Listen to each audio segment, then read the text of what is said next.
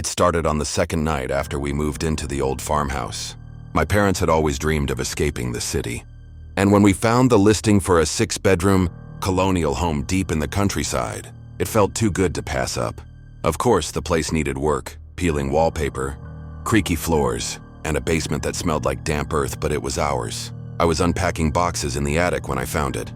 The doll. It was inside an old wooden chest, tucked beneath layers of dust-covered linens and moth-eaten baby clothes. Something about its face made me pause. Its eyes were glassy, bright blue, and far too lifelike. The lashes were long and curled upward, almost freshly groomed. It wore a faded pink dress and black leather shoes that had been polished.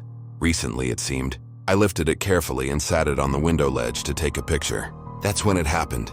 The doll blinked at me. I froze, phone still in my hand, screen still lit. Maybe it had been the angle or a trick of the light. I rubbed my eyes, blinked back. The doll remained still. I took the picture anyway, just to prove to myself it was nothing. Later that night, I lay in bed staring at the photo on my phone.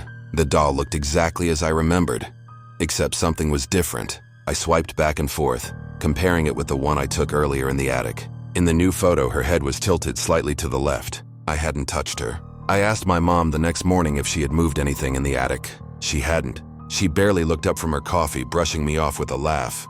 "You've always had an overactive imagination," she said.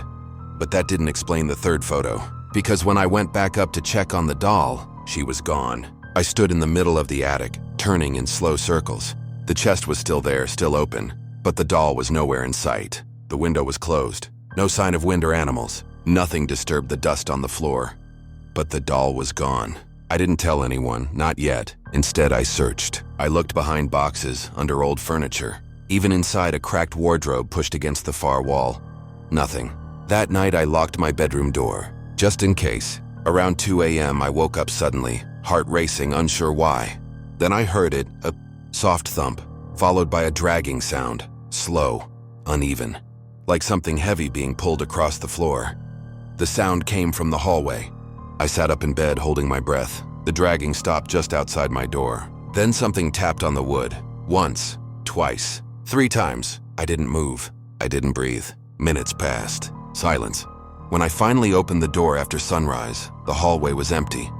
But on the floor right in front of my door was a single black leather shoe, child-sized, the same kind the doll had worn. I picked it up.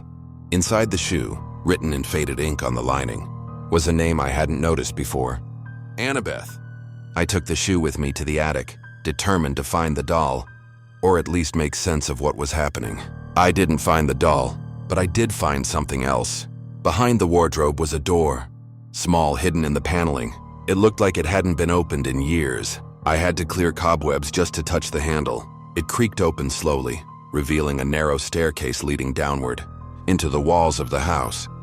And somewhere below, I could hear the faint sound of something rocking back and forth. A soft creak, a distant hum, like someone singing a lullaby out of tune. I stepped inside. The staircase was steep, the steps uneven. Dust clung to the walls like old skin, and the air grew colder with each step I took. The sound, rocking, humming, grew louder, clearer. A child's voice, almost sweet, but just slightly off. At the bottom of the stairs, I found a small room, no bigger than a closet. Candle stubs lined the edges, their wax dried long ago. In the center was a wooden rocking chair, and there she was, the doll, sitting in the chair, swaying back and forth on her own. Her glass eyes turned toward me as I stepped inside. I felt it, that same blink I saw in the attic. Only this time it wasn't slow or subtle. It was deliberate. She blinked at me, twice. "Annabeth," I whispered, voice trembling. "Who are you?" The doll stopped rocking. From the far corner of the tiny room, a voice replied, not from the doll, but from the shadows behind her. A whisper, dry and hollow. "She's waiting for someone to stay." The door behind me slammed shut. I ran toward it, but it wouldn't open. I pounded, screamed, but no sound seemed to leave the room. Only the soft creak of the rocking chair filled the air again. And then, darkness. When they found the room weeks later, after police combed the house, after flyers were posted in town, it was empty. No staircase, no rocking chair, no doll. Just one small shoe sitting in the attic right where it all began. No one ever moved into the farmhouse again.